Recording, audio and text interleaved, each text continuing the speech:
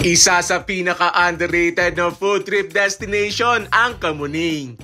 Bawat kalye, bawat kanto, merong malupitan na food tripan. Ating dinayo ang tatlong legendary kainan sa Kamuning. Isang gotohan na since 1999 ay nagpapainit na at nambubusog ng mga tiyan. Nandito rin ang oldest bakery sa Quezon City na since 1939 pa. Nalampasan pa ang isang malaking sakuna. Tatapusin natin sa murang steak na mas mura pa sa piso bawat gramo. It's a beautiful day for a food trip. Let's go!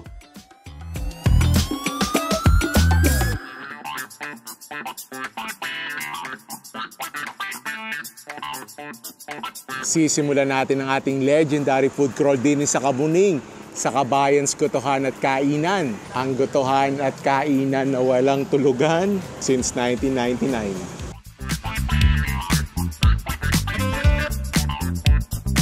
Yan, ari yung kanilang menu. Ang hinahanap natin ay yung pinaka-overload.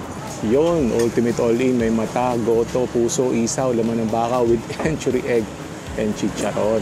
At medyo social na, gotohan na rin. Ganda na ng kainan. May mga upuan. Saka mesa na ayos. Gotohan pala rin ng mga sikat. Ay, dami nang kumain na sikat din eh. Basically, parang overloaded na pares, pero are ay goto. At may century egg sila ha. Bihira yan sa mga kanto gotohan. May menu pa din sa baba. Yan. So may mga lutong ulam sila.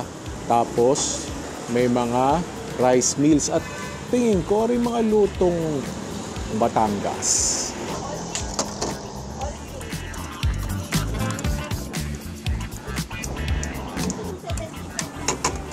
Daming mata. Yan ho, isaw. Ay, isaw. Puso ho yan. Tuwalya. Log. Laman ng baka. Chicharon. Bawang. Green onion. Ari na, century egg. Wow!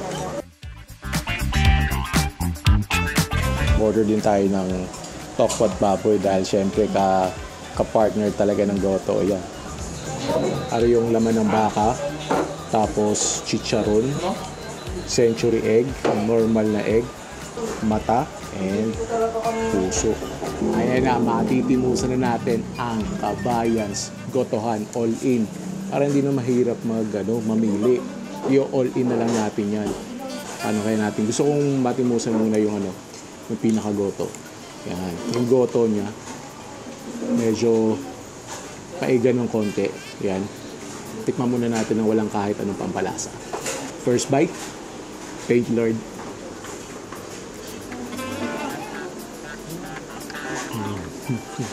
Solid ng goto. Ito yung mga goto na kahit ano na lang, kahit itlog na lang ilagay mo, panalo na. Lagyan natin ng mata. Yan. Haluan natin ng hindi naman kaintindihan kung ano rin. Yan. Lagyan natin ng mata.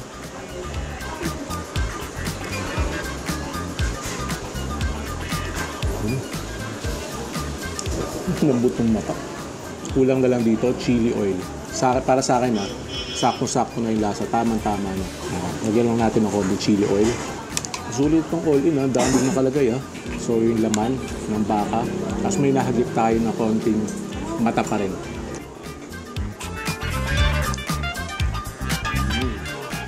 Banga yung chili oil nila. Tapos yung beef malambot din. Ari yung century egg yan.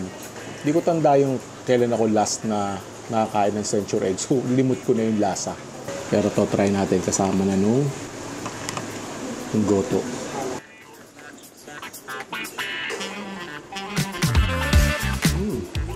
Parang penoy na may pagkakonting gelatin yung texture. May nahanap tayong isaw. Yun, no?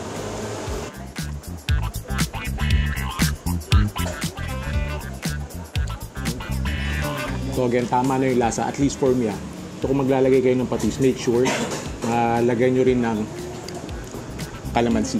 Kasi sobrang malasa na. Ito, puso.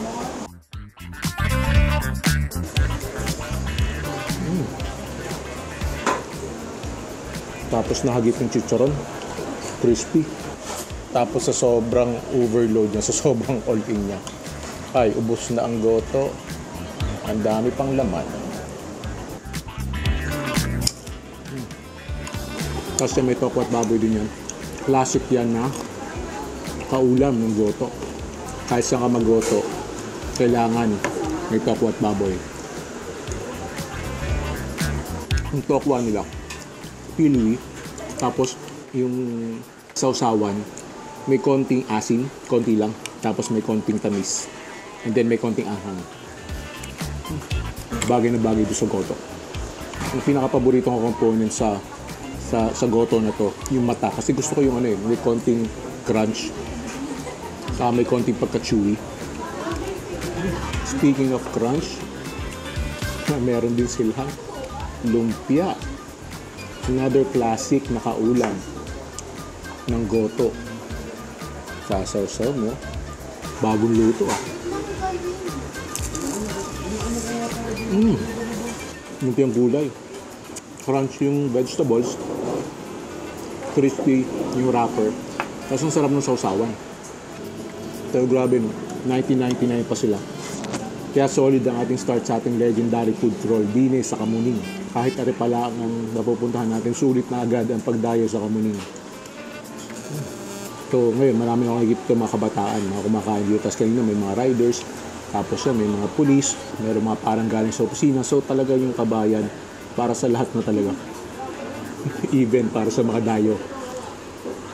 Pero kung papipiliin ako ng isa lang na iuulam mo din sa goto, para may pinirito. Grabe, overloaded talaga sa sa laman. Solid din yung yung sausawan ng tokwat baboy na mahalo din sa goto. Tapos may nahagip ng tuwalya. Another chewy component. Really surprising na hindi naman viral itong kabayan. Wala pa ako napapanood na nag-vlog dito. Pero kita mo, ang dami niyang customers. Yung mga customers na sa mga local dito, kasi may tinanong kanina mga taga dito daw. Yung mga customers na dito, imagine, pag dinayo na rin po ng mga taga-ibang lugar. Ito, must try. Una pa lang vlog natin sa Kamuning, must try na. Na-excite ulit ako sa mga sunod pa natin na pupuntahan. Make sure nakasubscribe kayo sa channel ko kasi marami tayong pupuntahan to check out the legendary eatery sa iba't ibang mga bayan, iba't ibang mga probinsya. So make sure nakasubscribe kayo and click on the notification bell para ma-update kayo pag may bago tayong upload. Ayan, mga suki kayo dito. Yan mga TYL gang. Taga saan kayo? Taga Kamuning. Yan, tama sabi nyo, masarap nga dito, sulit ang dayo. Thank you. Solid stop sa ating legendary food crawl dito sa Kamuning. On to the next one.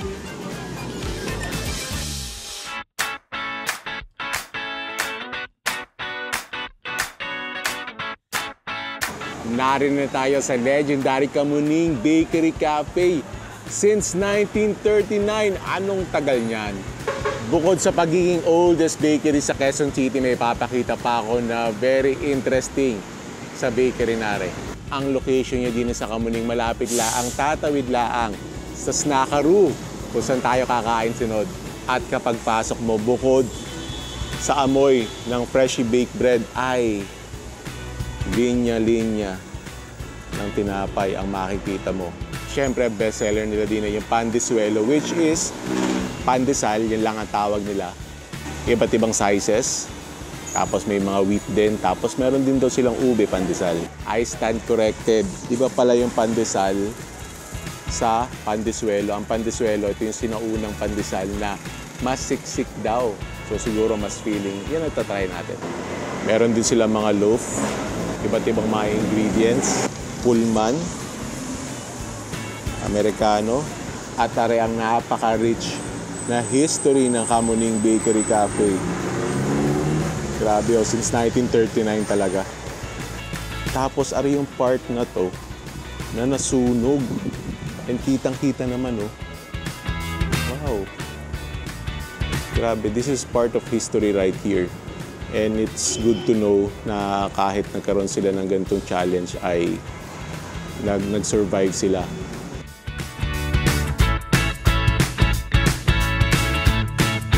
And yan, kita nyo naman sa tables, may dining area sila. So hindi lang sila yung bakery na tipong pipick up ka ng tinapay and meron silang mga pagkain din. And look at all these beautiful breads. This is bread heaven right here. Ito yung menu nila para sa pansit nila. May free pandesal yung iba. Ayan. Mga for sharing to. At ari naman sa mga rice meals. Siguro kasi breakfast ngayon, bukod sa pandeswelo, ay magsisilog tayo. Meron din silang dessert and of course, drinks. Umorder tayo ng pork chop silog, molo soup, saka pandeswelo, and isang kind lang coffee meron sila dito. Magana tayo, Benguet Coffee. May mga cakes din pala sila dito. So kung may celebration kayo o kung napapaibig sa cake, pwedeng din na bumili. Yung pwesto nila, kantuhan lang talaga. Kaya may makikita ka ng malaking puno ng narayatare. Hindi niyang Kamuning Bakery Cafe. Yan, may mga pasalubong din sila. Ari na yung Benguet Coffee, tapos meron siyang libre na pandesal.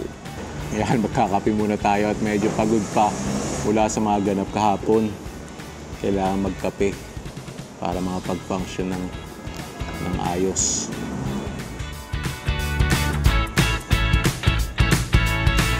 Wow!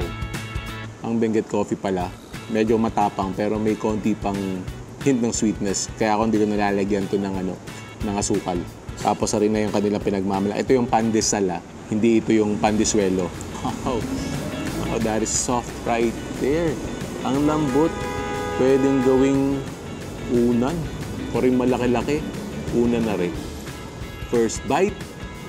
Thank you, Lord.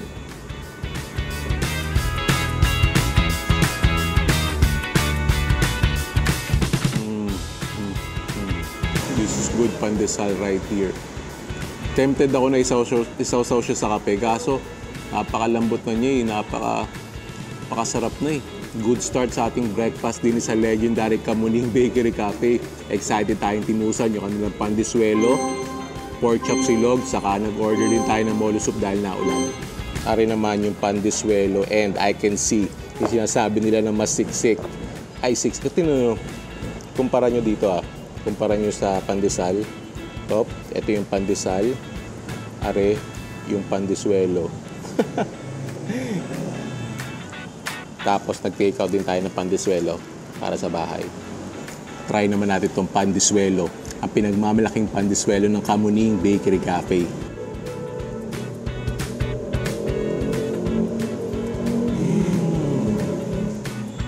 That is really dense. Pero nandun pa rin yung lasa ng pandesal. Para siyang cross between yung lasa ng pandesal tapos yung texture, yung pagka-dense ng putok. Parang ganun. Ito naman, ito ang perfect na isawsaw sa kape. Perfect yan isawsaw sa kape, yung ganyang ka-dense.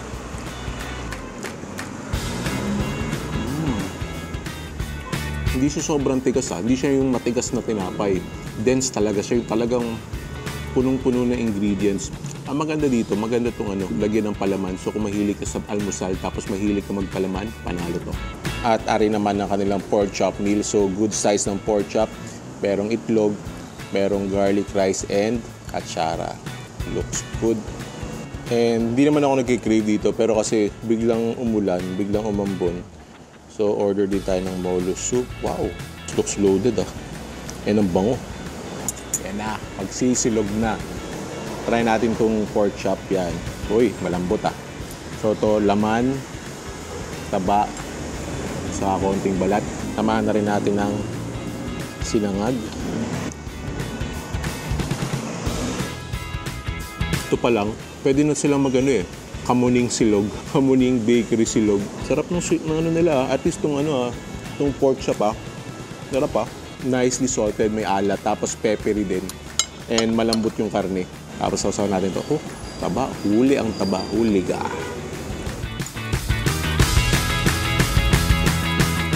Ito yung mga gusto kong pork chop sa umaga. Try natin itong molo soup. Ayan asbok pa. Very meaty. In fact, may mga pa siya. May mga nakikita pa ako pang pork slices. Tapos, Napakalasa ng sabaw. Sarap to, lalagyan mo ng paminta. Panalo. So kung ako lang, kung magbe-breakfast ka, kung gusto mo ng heavy breakfast, etong mga silog dila. Pero kung light breakfast lang, on the go, etong kapilak, tapos may libreng pandesal na, pwede na siguro yun. Tapos kung karne na medyo malamig, dahil umaambon-ambon, samahan mo ng molo soup. Tapos syempre, let's make our breakfast Batanggenyo, sabawan ng kape. Sa sobrang sarap ng pork chop, muntik na natin makalimutan yung itlog na malasado. Yan, samahan natin. I'm assuming marami silang mga customers, yung mga talagang generations na dito sila kumukuha, dito sila bumibili ng tinapay. So meron siyang halo na nostalgia factor.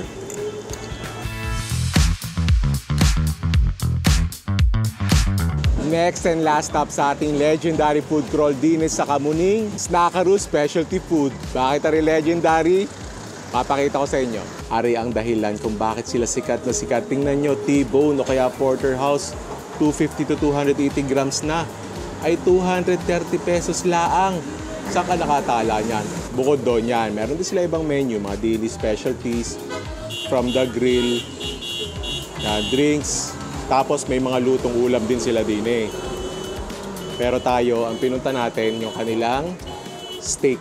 Pasari yung kanilang dining area, open area. Tapos, ari yung kanilang grill. This is where the magic happens. Parang gusto kong magsabaw at mag-full-blown baka food trip na. Namimili ako sa pinapaitan baka o bulalo baka. Ngayon kasi maaga pa, 9:30 pa lang, kaya wala pang mangangain. Pero mamaya lunchtime, ay punong-puno na rin. More dining area sa loob. Kahit steak ka kayo pinunta din eh. Nakakapatakam naman ng mga are. Meron silang bulalo baka, ari daw ay tuhod. Kaya mga laman saka mga litid. Meron ding bopis, sisig, sinigang na baka. Wow, this looks good. Papaitang baka. Are, kala ko kanina, morcon. Ari pala ay binalot na, na tuna. Laing, kaldereta, beef salpikaw, tapos may gulay at may minatamis na saging with a pambansang pang-iwas ng langgam, may tubig sa plato. Di ako namimili sa tatlong ari para sa aking sabaw. At ari ang mga steak nila, ready for grilling.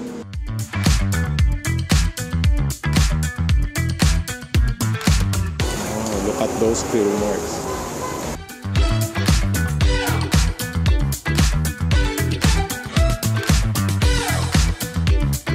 Hari na ang legendary porterhouse ng Snackaroo. 230 pesos, good size for reference. May hand. Kaya naman na rin sikat na sikat. Umorder din tayo ng kanin tapos yan with gravy. At ari na sinigang na baka na malapot-lapot. So yan, medium rare ang kinuha ko. Tingnan natin. Yung malambot. Wow! Malambot ha. Tumatama-tama doon sa mga litid-litid. Pero yung pinakakarne, malambot. So this is between rare to medium rare. Siguro paano pa natin ng konti. Pag-grill pa ng konti. Akin naman yun. Yung kung gaano kalapot yun. And syempre, nag-request tayo specifically. Ayan po, may laman. Diba? May mga taba-taba. Ni-request natin yan eh. Kaya tayo dyan na yun. Kaya tayo sa sinigang paibig dahil ng mga ayan. Ari na yung pinabalik natin na steak. Pinano lang natin ng konti pa para maging medium rare. Bago yan, timusan muna natin na rin mga pati yung rare. Bago natin matimusan yung steak, tikman muna natin to kanilang sinigang. First bite. Thank you, Lord.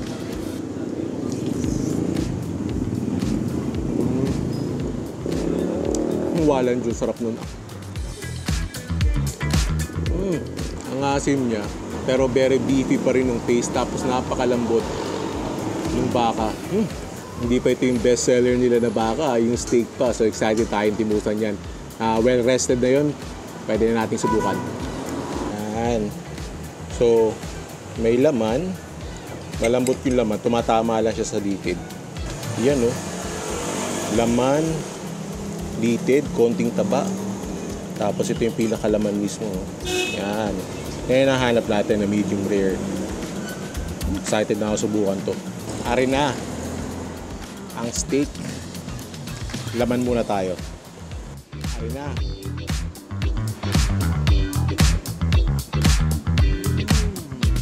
Very juicy. Tapos malambot naman yung steak. Tapos ang ganda ng pagkaka-salt and pepper niya. May kasama siyang gravy.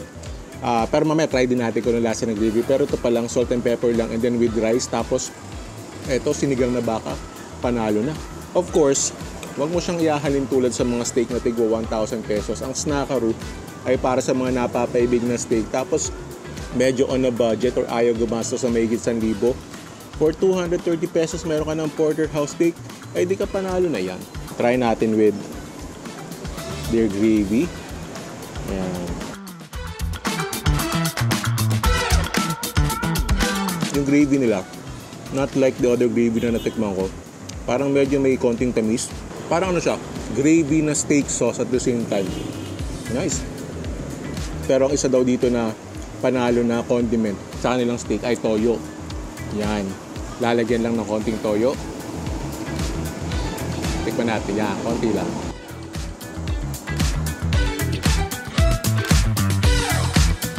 I changed my mind. Ang pinakapanalong condiment for me ay toyo, tapos salt and pepper, and then yung gravy nila. Pero sa aking bombastic side ay may nakikita ko na chili sauce. Try nga natin. Feeling ko masarap na combo toyo saka chili sauce. Lagyan muna natin ng chili sauce lang muna. Yan. Tapos mamaya itong chili sauce part, lalagyan din natin ng toyo. Chili sauce. So kung gusto mo magdagdag ng anghang, tapos may konting asim ng konti, lagyan mo ng chili sauce. Speaking of asim ng konti, kakounteran natin ng toyo yung part na may chili sauce. Feeling ko, ito yung pinakapanalong condiment combo.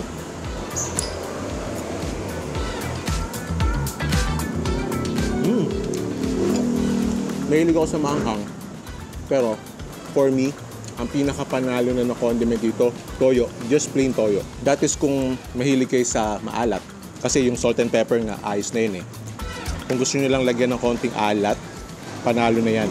Pero bigyan din natin ng chance yung gravy. Ano masarap din yung gravy? Hindi lang siya yung paborito ko sa mga condiments. Paborito ko yung toyo dito. Ang masarap sa gravy, nakaka-crave ng kanin. Sa sobrang panalo ng steak, nakalimutan na natin na rin ating isang baka. Pero panalong combo to. And tingnan nyo kung gaano kalambot. Yun Ang dali na mag-aya ng tara, steak night tayo. Kasi merong Snackaroo. Masasamahan mo pa ng beef sinigang. Tapos marami din kumakain dito mga empleyado on their lunch break. And surprisingly, maaga sila magbukas 9 AM bukas na sila. So pwede yung mga mag-out sa call center ng mga 7, 8 AM, maghintay na para mga pag-steak, or yung papasok ng mga alas 12 para heavy brunch na, panalo na to, diba? Siguro, if I have to nitpick, may part na maraming litid. Pero siyempre, what do you expect sa 230 pesos na steak, diba? Hindi naman siya puro litid, marami pa rin laman to. Ito, bigat yan, solido pa rin na laman. Solidong laman pa yan. At the end of the day, napakasulit. Pero huwag nyo kakalimutan i-try itong sinigang, napakasarap.